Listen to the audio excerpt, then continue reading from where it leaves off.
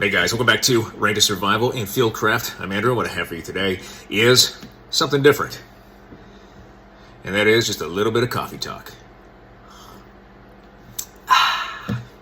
That's good stuff. All right, so what I want to talk about today, or a little bit of show and tell, is my updated everyday carry kit and the reasoning behind that kit. Now, started a new job, as you all know, and I'm kind of living the Geo Bachelor life. So I'm up here. I need a smaller kit because I can't bring everything up with me as much as I want to.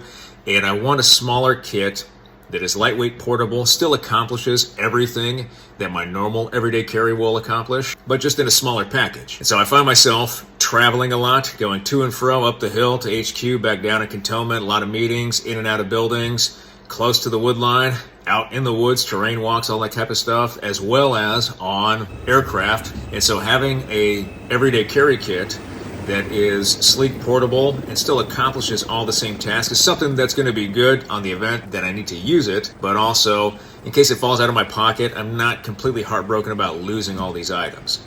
And so that was the intent behind this kit. So let's take a look. All right, so first is going to be that cutting tool. Decided to go with the Leatherman Skeletool. This is kind of a compromise between carrying just a regular utility knife, pocket knife, as well as a multi-tool. So we just combine the two, but then we eliminate a lot of the excess tools because we don't really need a lot of those excess tools. Plus, this thing can go right on the pocket because it has a little pocket clip right here, and it gives us the best of both worlds without the added tools or bulky tools that we're just not going to use. We've got our main blade. I prefer just a straight blade, no serrations. I'm not a big fan of serrations on pocket knives. I would just rather have a straight blade because we can use it to process game and for everything that we need to if we're in the woods and back in the urban environment. So just a short, straight blade right here, and it locks out really well.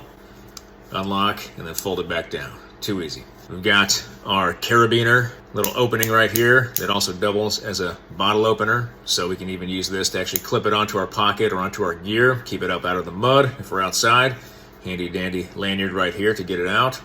And then we open it up and we just have that small multi-tool pliers so we can cut wire, we can strip wire, we can handle metal objects or manipulate those objects like fish hooks if we're out fishing, or we can use these as an added set of fingers or hands to grab a hot object and pull it out of the fire. That's the primary purpose with this, and there are a lot of improvisational techniques that we can do with this as well. We can use it to potentially break in or out of some sort of vehicle or a building by cracking the glass, and we can even use the pliers to potentially bypass locks on doors that are pretty low grade security anyway. This also has that screwdriver attachment, so we got the Phillips head in here. This comes out and there's an actual secondary attachment kind of tucked away right in here to give you that flat head.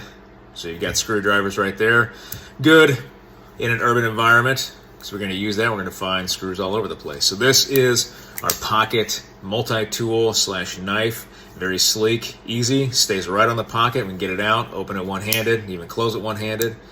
And just a best of both worlds, in my opinion. Very lightweight, easy to use. So that's going to be our cutting tool. Next for fire, no change there. Old faithful. We've got our lighter wrapped with 100-mile-an-hour tape or duct tape, same thing. This is going to be our primary fire starting tool. We can use this conversation starter if somebody smokes and they need a light. We can help them out. Plus fire starter out in the field to get a fire going using the tape as a flame extender. The lighter like this is going to be that #1 fire lighting tool in any environment. Instant flame, instant gratification right there. Plus we can hold it down as long as we need to, burning up that fuel to get that fire lit if we have material that is marginal or has some moisture to it. And then even without the fuel in the lighter, we can still use that spark to get finer tinder lit like char cloth. So lighter is always going to be that #1 right there. Next, obviously another old faithful is paracord. This is about 10 feet of type 3 paracord, so it's got those 7 inner strands. A lot of things we can do with paracord. And actually we should take this, put it in our bootlaces or make it our bootlaces so we have extra paracord with us. It's called preloading, but we can take a small hank like this, keep it in the pocket, and we can use it for a variety of things. Shelter craft, going after fish, and in fact with the methodology behind this kit, we would use this as our fish line, or the guts inside as our fish line or snares, instead of carrying a wire or fish line with us. We would just rely on this cordage or whatever's in our shoelaces, things like that. So we're gonna have this. And then next I went with a small flashlight urban environment, we're going to need a small flashlight to see, especially if the lights go out, lose power, storms, all that kind of crazy stuff. And so having just a small pocket flashlight is really important, especially when I drop my pen underneath the darkness of my desk and I have to go down there finding it, right? Because I have to sign a lot of papers and crush souls. So the small flashlight is going to be good. If we had a longer one that was a little bit more robust, we could actually use this as a defensive tool as well. But just a small, simple flashlight, plus this thing will stay on and we can use it at nighttime to see our way if we got to go walking through the woods, something like that. Or we could use it as a signaling device, but primarily this is just going to be for vision, seeing around in dark spots, good for urban environments, plus it's easy to carry, and then on the chance that that bird goes down in the darkness, we can use this, pop it out. It's got a nice belt clip right here. Yeah, we can use this to search around for other survivors and then find our way out of that wreckage or fuselage.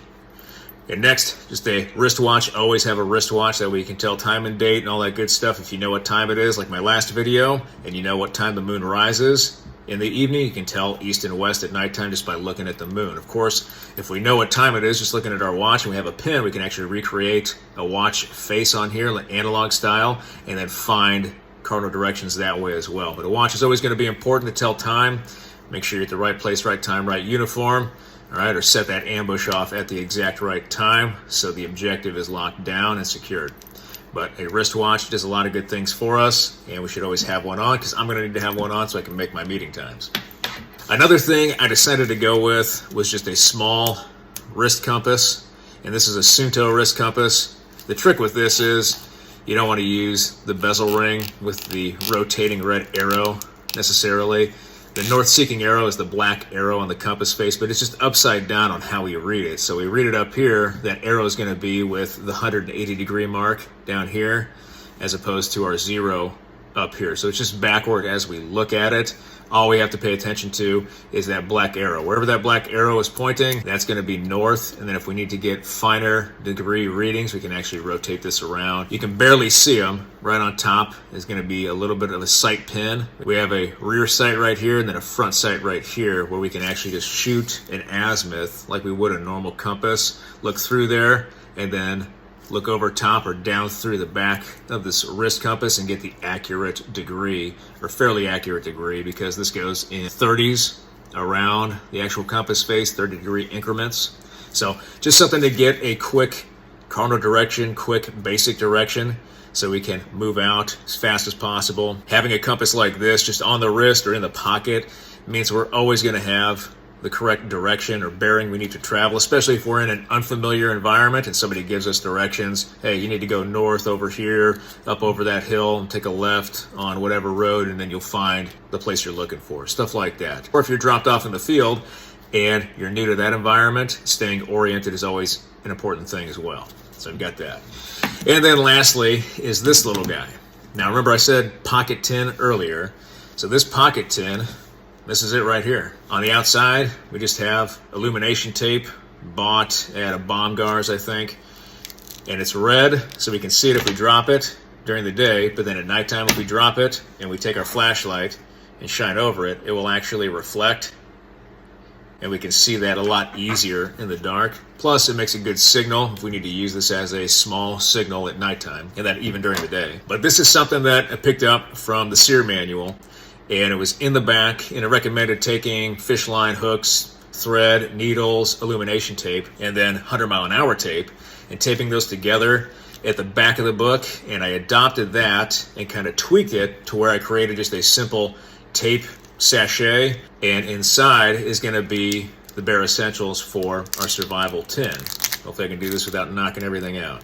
All right, so here is our survival tin, or our condensed survival tin, using just the technique from the SEER manual and adopting it and making it our own. So we just have a tape sachet. Here we have jute twine as tinder, fire starter, and then we have a small ferro rod right here that we can use to actually get a fire going in the event we drop our lighter. We got needle and thread with the thread wrapped around the needle, a safety pin for clothing and repair, but also improvisation, fish hooks, things like that.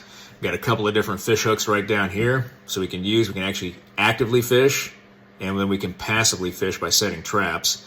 Underwater traps or concealed traps as well, which work best for occasions like this where we have to use small SEER kits. And then we have a razor blade Even included just a little bit of fish line wrapped around the bottom of that X-Acto razor blade. So we have a cutting tool, fish line, fish hooks. We can recreate bobbers. And then if I'm on the aircraft, I have Ear Pro. That's Ear Pro earplugs to all the civilians out there. You can actually use the earplug itself as a makeshift bobber. So always hang on to your earplugs if they ever hand them out. But we just have a small basic kit, and it's in a tape sachet. And the best part about this is that we have fire, we have clothing and repair, we have food, we have the ability to trap a little bit, we have a cutting tool to manipulate objects, we have tape that acts as a flame extender if we need it, we have a waterproof package generally, and then we even have signal on the outside. So we have a lot of survival priorities right here in a very small package that can go in our pocket, and this is less likely to fall out of our pocket as compared to a large multi-tool like that. And so that's kind of the methodology behind something like this, is that we can just stick it right in our pocket. It's flat, it's not going to stick out, it's not cumbersome, plus it may get passed over during a search or if we're not searched at all. Then we have just a basic survival kit to handle some of our priorities, not all of our priorities. We're going to have to improvise shelter, we're going to have to improvise water, but we have ways to go after food, we have ways to signal, we have ways to get fire started, we have ways to manipulate objects or repair clothing, even a little bit of medical aid with the tape as band-aids and flame extenders. So a lot of survival capabilities right here in this small package. All right, guys, so a very down and dirty video today, a nice coffee talk, as it were. But just a quick look at the updated EDC thought process behind that, reasoning for a lot of these items, and then some improvements or modifications that we can use for ourselves. And so I hope you like the tape sachet kit.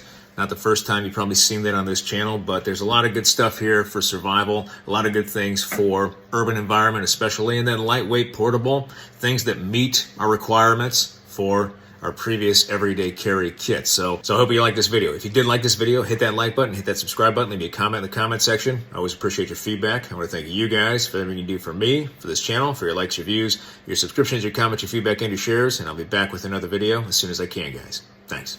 Now, if you'll excuse me, I'm going to drink my coffee because I have a wedding to go to.